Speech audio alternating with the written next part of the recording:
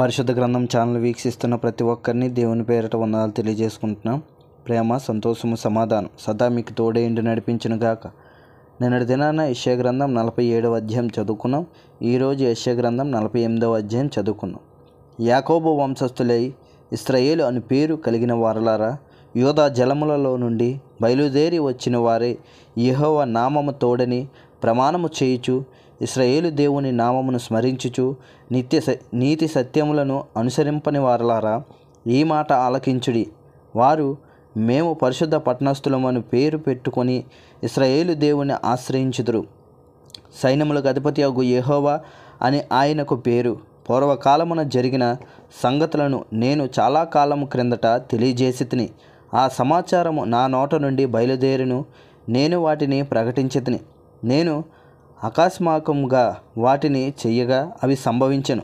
నీవు మూర్ఖుడవనియు, నీ మెడ ఇనుప నరమనియు, నీ నుదురు ఇత్తడదనియు నేనెరిగియుండి, నా విగ్రహము ఈ కార్యములు జరిగించననియు, నేను చెక్కిన ప్రతిమ, నేను పోసిన పోత విగ్రహము దీన్ని నియమించననియు నీవు చెప్పుకొనుకుంటున్నట్లు పూర్వకాలముననే ఆ సమాచారము నీకు తెలియజేసితిని. అది జరగక మునిపే దానిని నీకు ప్రకటించితిని. నీవు ఆ సంగతి వినియున్నావు. ఇదంతయు ఆలోచించుము. అది నిజమని మీరు ఒప్పుకొనవలెను కదా. తెలియని మరుగైన క్రొత్త సంగతులు నేనిక మీదట నీకు తెలియజేయుచున్నాను. అవి పూర్వకాలమున సృజింపబడినవి కావు, అవి ఇప్పుడు కలిగినవే.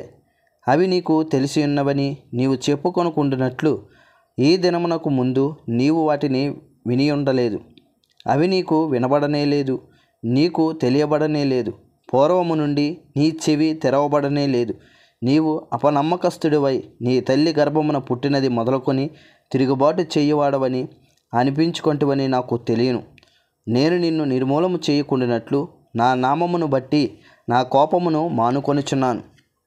నా కీర్తి నిమిత్తము నీ విషయంలో నన్ను బెగబట్టుకొనుచున్నాను.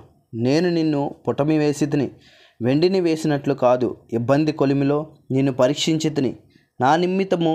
నా నిమిత్తమే అలాగ చేసేదను. నా నామము అపవిత్రపరచబడనేలా నా మహిమను మరి ఎవరికిని నేనిచ్చువాడను కాను. యాకోబు, నేను పిలిచిన ఇశ్రాయేలు, నాకు చెవియొగ్గు వినుము. నేనే ఆయనను, నేను మొదటివాడను, కడపటివాడను.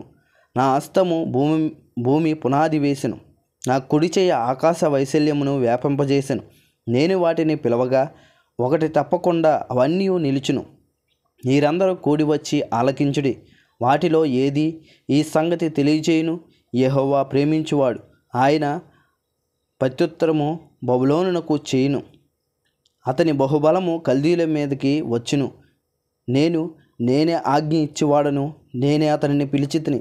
నేనే అతనిని రప్పించితిని. అతని మార్గము తేజరిల్లును. నా యొద్దకు రండి, ఈ మాట ఆలకించుడి. ఆది నుండి నేను రహస్యముగా మాట్లాడేవాడను కాను. అది పుట్టిన కాలము మొదలుకొని నేను అక్కడన ఉన్నవాడను.